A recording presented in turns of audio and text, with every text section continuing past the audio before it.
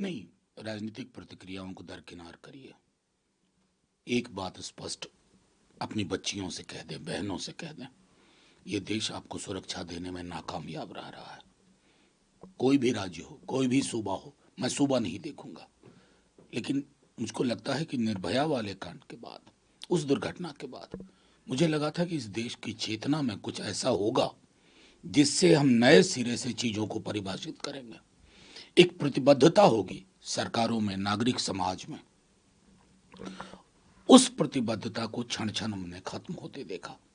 मुजफ्फरपुर हो, बंगाल हो, उड़ीसा हो, यूपी हो, मैं तो कहूँगा कि हर जगह जहाँ आप बेटी बचाओ बेटी पढ़ाओ का स्लोगन टांगे हुए है ना, वहाँ टांग दें एक नया स्लोगन, बेटियां माफ करना, हम तुम्हें बचा नहीं पा रहे। सर, अगर आप कहते हैं कि ये देश नहीं, देखिए, मैं हर वक्त, मैं ऐसा नहीं है कि मैं सरकारों को मैं कहता हूँ पुलिस पेट्रोलिंग से ज़्यादा यहाँ की पेट्रोलिंग बहुत ज़रूरी है, मानस की भी, लेकिन सरकारों की कुछ जिम्मेवारियाँ होती है। मैंने अपने मुजफ्फरपुर में देखा, लॉ एंड ऑर्डर के साथ साथ हेल्थ सिस्टम उस बच्ची को नहीं समझ पाया, उसकी पीड़ा को नहीं समझ पाया। क्या हुआ? वो जान चली गई। अगले दिन से बिजनेस आज यूजुअल है, टेलीविजन चैनल्स में नए तमाशे पे बातचीत होगी, लोग बिसरा जाएंगे आधी आबादी का पूरा दर्द क्या। सर, लेकिन दूसरी तरफ जब बंगाल में कुछ, तब भारतीय जनता पार्टी वहां पर यात्रा निकालती है।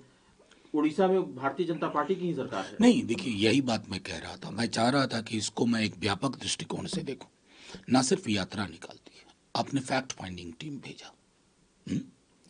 क्या आपका कर्तव्य नहीं है कि देश के अलग अलग हिस्सों में फैक्ट फाइंडिंग टीम भेजे, जहां से भी, मतलब मैं समझता हूं कि औरतों को सुरक्षा देने के मसले पर अगर संकीर्ण दायरे से बात होगी, क्या आपको बिहार में नहीं भेजना चाहिए?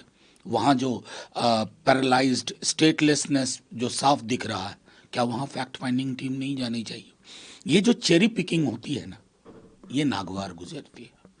सर, आपके पार्टी के ने चैलेंज किया है कि बिना टेलीप्रॉम्प्टर के आकर के और तब लोगों से बात करें, आमना सामना हो जाए, तब पता लगेगा कि कौन कहाँ पर है। ये तो बड़ी कमजोर कड़ी पे उन्होंने हाथ रख दिया, ये तो सच है। प्रधानमंत्री जी बिना टेलीप्रॉम्प्टर के, मैं समझता हूँ गुड मॉर्निंग, गुड इवनिंग, नमस्कार, जय हिंद के अलावा और कुछ नहीं कह बोल सकते।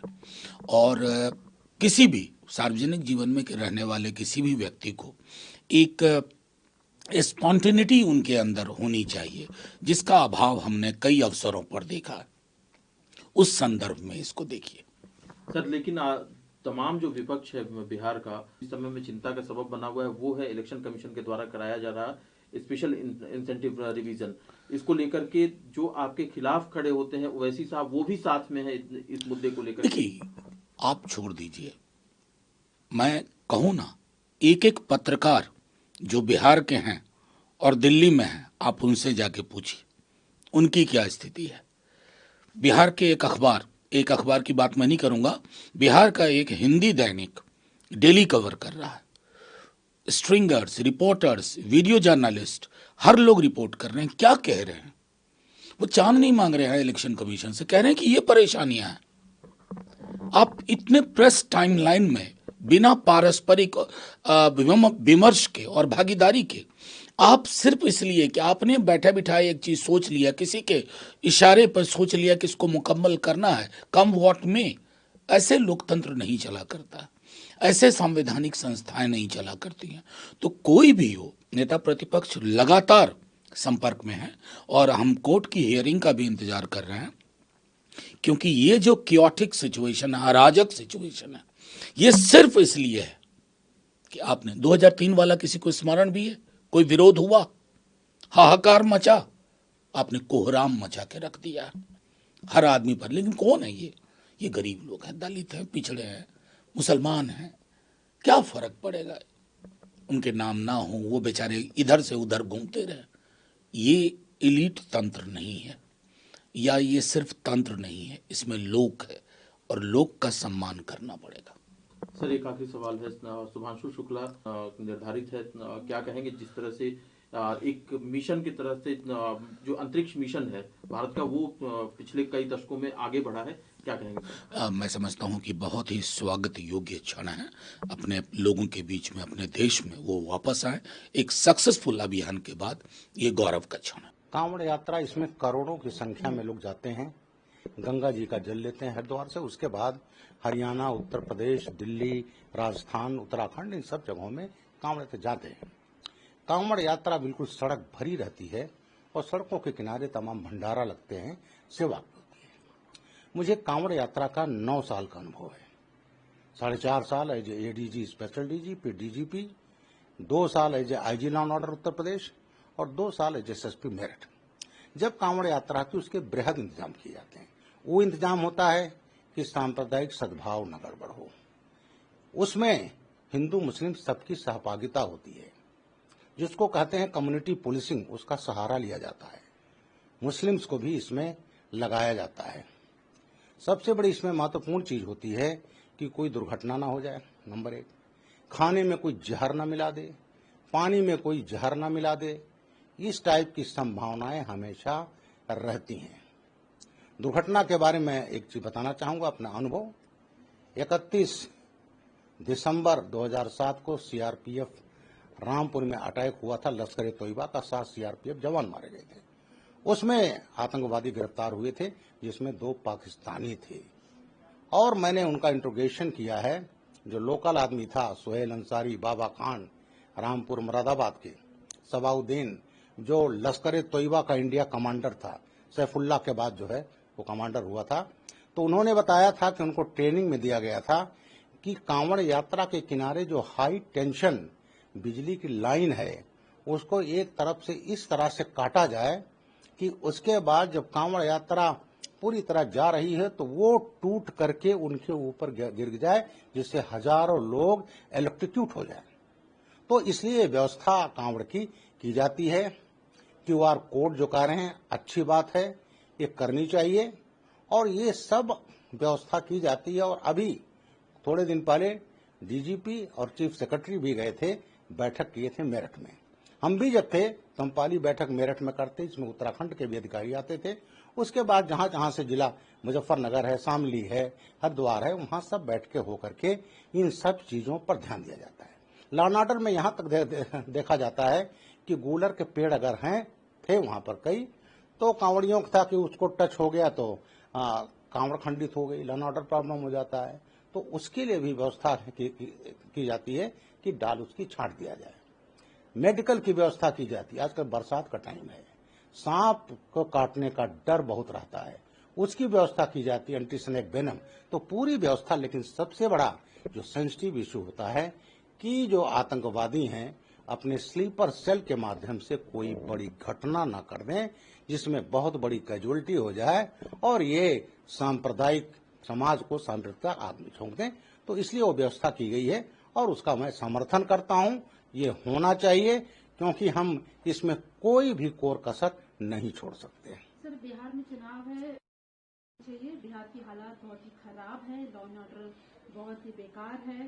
35 एक रिपोर्ट ये भी कहता है कि 35 लाख से ज्यादा लोग जो है वोटर लिस्ट से बाहर आ जाएंगे, क्योंकि जो एसआईआर का जो डिटेल है वो ये कहता है कि म्यांमार, नेपाल और बांग्लादेश के कई वोटर्स बिहार में रहते हैं। ऐसा है, आरजेडी, उनके पिता लालू यादव जी हमेशा करते रहे हैं तुष्टीकरण की राजनीति। वहां पर नेपाली, बांग्लादेशी, म्यांमार तमाम लोगों को फर्जी वोटर बना लिया है। ये देश की अखंडता के लिए खतरा है, हमारी एकता के लिए खतरा है। तो जो इलेक्शन कमीशन कर रहा है, इसका स्वागत करता हूं, और ये बंगाल में होना चाहिए, आसाम में भी होना चाहिए। कोई विदेशी आकर के और इन लोगों के तुष्टीकरण की राजनीति में हमारी डेमोक्रेसी को प्रभावित करे, ये कभी बर्दाश्त नहीं किया जाता और ये होगा। दूसरी चीज, जहां तो लॉ एंड ऑर्डर की बात कर रहे हैं, भूल गए जब शहाबुद्दीन का राज चलता था, लालू यादव जी थे। भूल गए जब चंदा बाबू के 3 बेटों को शहाबुद्दीन ने तेजाब डाल करके जला दिया था, मार दिया था। भूल गए जब उसका वहां राज चलता था। भूल गए जब पुलिस ने सीवान पर शहाबुद्दीन के उस पर वो किया, रेड किया, गोलियां चलाई गई थी, पुलिस वाले मारे गए थे। और एसपी थे एक मीना, अब तो एडीजी होंगे। और उसके बाद ये फरार हुआ, इसके 8-10 आदमी मारे गए जो गोलियां चला रहे थे। इसके बाद टीवी पर इसने कहा था कि हम मीना जो राजस्थान के थे उनको हम घुसकर मारेंगे राजस्थान तक। Wanted criminal. और लालू यादव जो है बचाते रहे। जंगल राज था, अपहरण का उद्योग चलता था। भूल गए वहां की शादी थी इनके परिवार में, शोरूम की जितनी गाड़ियां थी उठा ली गई थी जबरदस्ती। तो जंगल राज तब था, मैंने अपनी आंखों से देखा है। 96 से 2003 तक मैं 7 साल रेलवे का चीफ सिक्योरिटी कमिश्नर था आरपीएफ का, जिसमें आधा जुरिडिक्शन मेरा बिहार का था। तो ये जो है लॉ एंड ऑर्डर तो अब इम्प्रूव हुआ है, माफियाओं को सजाएं हुई हैं। और जो बड़े बड़े क्रिमिनल थे जिनको लालू यादव जी पालते थे, छांट छांट करके उनका सफाया हुआ है। तो इसलिए जंगल राज तो तब था, आज जंगल राज नहीं है। मोदी जी पर वो उंगली उठाते हैं। 9वां पास तेजस्वी यादव, 9वां पास तेजस्वी यादव। बिहार में क्या क्या मोदी जी ने नहीं दिया, इतनी चीजें दिया है बिहार को। और लालू यादव का जब मैं वो जमाना देखा है, चरवाहा विद्यालय केवल लैंड था, वहां पड़ा था और चारा खा गए। इनको जवाब देना चाहिए, इनके पिता को सजा हुई है, सजा इन्होंने काटा भी है, बाकी सजा बाकी है। तो जो कोर्ट द्वारा बेईमान घोषित किया गया हो, उसको उनके पुत्र को ये कहने का अधिकार नहीं है। मोदी जी पर जो विश्व के नेता हैं, दुनिया के नेता हैं, और ये 9वां पास जो है तेजस्वी यादव माननीय प्रधानमंत्री जी पर उंगली उठा रहा है कि उन्हें क्या बोलना चाहिए, क्या करना चाहिए। अरे अगर तुम्हारे हाथ में कहीं गलती से आ गया, तुम बिहार को दोबारा जंगल राज बना दोगे। ओवैसी भी इसी आने की कोशिश हो रही है। ये ऐसा देश में घुसपैठिए तो हम नहीं रहने देंगे। आप उसको कुछ भी कह लीजिए। जो नॉर्थ बिहार है, किशनगंज है, बांग्लादेश से लगा हुआ है, वहां क्या क्या हो रहा है ये ओवैसी जी को मालूम। ओवैसी जी वहां चुनाव लड़ते हैं और वो भी नेचुरली उनका वोट बैंक वहां के मुस्लिम है, तो ऐसा कहेंगे। लेकिन ओवैसी जी के कहने से कुछ नहीं होता। हम ये सुनिश्चित करेंगे कोई घुसपैठिया आकर यहाँ वोटर ना बने, यहाँ रहे नहीं, उनको यहाँ से भगाया जाएगा।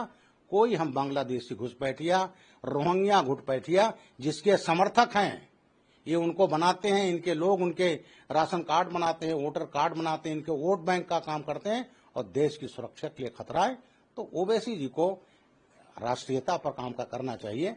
वो भी गए थे विदेश में सिंदूर ऑपरेशन के बाद, मैं उनकी तारीफ करता हूँ, बहुत अच्छी बात कही। तो वो चीज देश में लागू होना चाहिए। आखिरी सवाल है, उधर चुनाव है, कई राज्यों के चुनाव होने हैं, तो बैठक इंडिया अलायंस बुलाया जाए, भारत गठबंधन हो और एक अच्छे लेवल की चर्चा हो।